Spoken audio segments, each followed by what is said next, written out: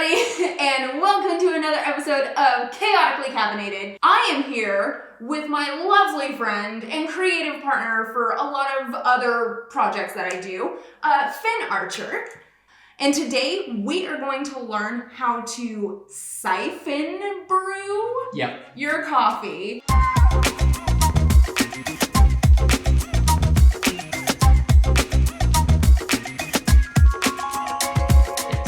Which I had never heard of before I met you. Okay, yes. And it's my favorite way to make coffee. Okay. When you're ready to commit to like a really good cup of coffee. Okay. It's not your every morning before you go to work way. It's not fast. It's not fast and easy.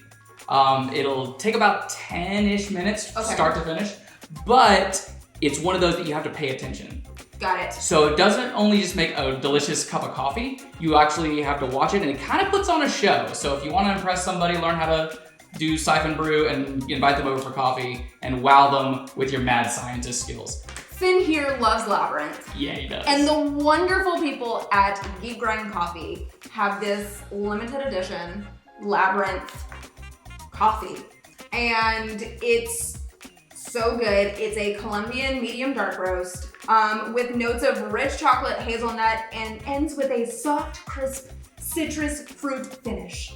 I think that this is going to be an episode that makes Bill Nye the Science Guy proud. Just for you, Bill. Just for you, Bill. You know what a good definition of magic is?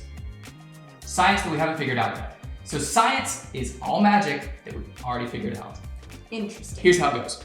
So, to siphon brew coffee, you have to have a siphon that is almost always 2 parts, the pot and the hopper. There's a lot of different configurations you can find out there. The one I'm using is a Hario 5-cup brew system, and you can get those on Amazon.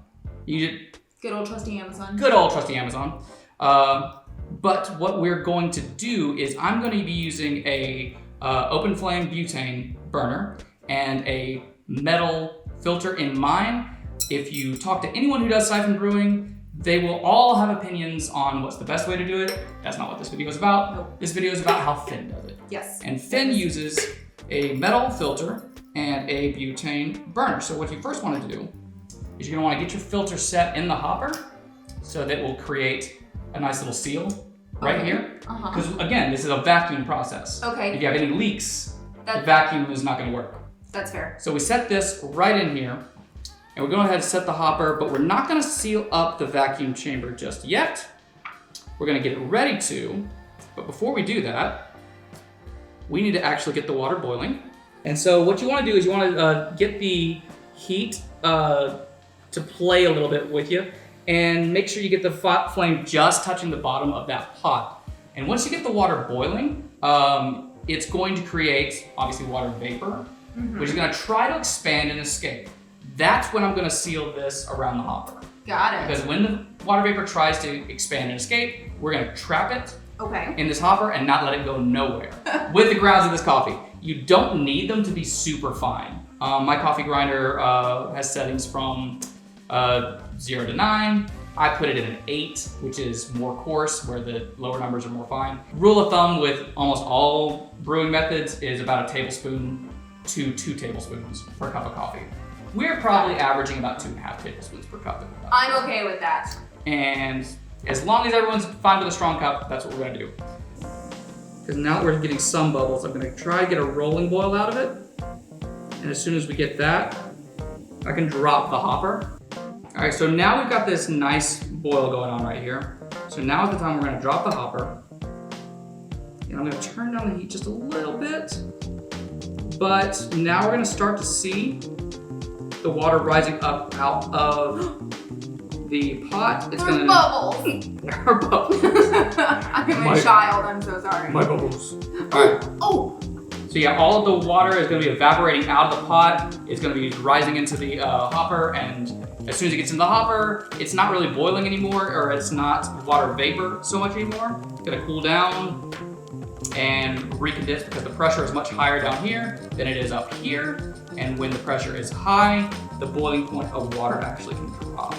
So I'm gonna turn this down because now we see a lot of bubbles popping up in here, and that is not what we want for the coffee brewing part. I'm gonna slowly decrease the flame. until I see not really a lot of these bubbles up here.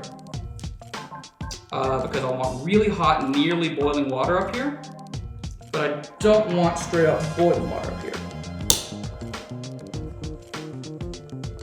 And that's about where I want it. I'm not gonna get bubble-free water up top, but I'm gonna get not so many bubbles up top. This is so interesting. And now I'm gonna drop the grounds right into here, and it's gonna steep, almost like tea steeps. Ooh. And again, this is the part where you just have to keep your eye on it. I'm gonna go ahead and push all the grounds down, get this magic mix happening. This is where you're gonna see all these color changes. You're gonna see some froth happening. It's really fun to watch, actually. And I have to keep an eye on the flame down here again, because if I get it too cold in the bottom, I'm gonna get the coffee to start dropping too soon. So I'm just gonna give it a quick stir, not really overhandle it. And now it's gonna take about 1.5 minutes that we're gonna let this thing brew. Now we are just done with that all together. We're gonna pull the heat right off. We don't even turn it down. Okay. And as soon as we do, all the coffee gets drawn down. All right, and so as this happens, you're gonna see just more and more, and eventually the coffee grounds are gonna make a mound up top that's gonna poke through here, and that's when you know you're almost done. And when we're done, we're gonna have just a nice pot of coffee, and these things pick right up and pour. So this also becomes like a very aesthetically pleasing carafe. We have this lovely pot of coffee. Amazing. And it's super smooth. We picked out our nerdiest mugs today. We went real nerdy for this video, y'all. I mean, did you expect us to do something different than that? No. So we'll be drinking out of Darth Vader's head and one of our favorite Shakespeare lines, "I have been writ an ass." All right, so we've let our coffee cool down a little bit, which is the great thing about pre-recording these things. I'm so excited to try this coffee, y'all. Ready to do this? Yes. Here we go.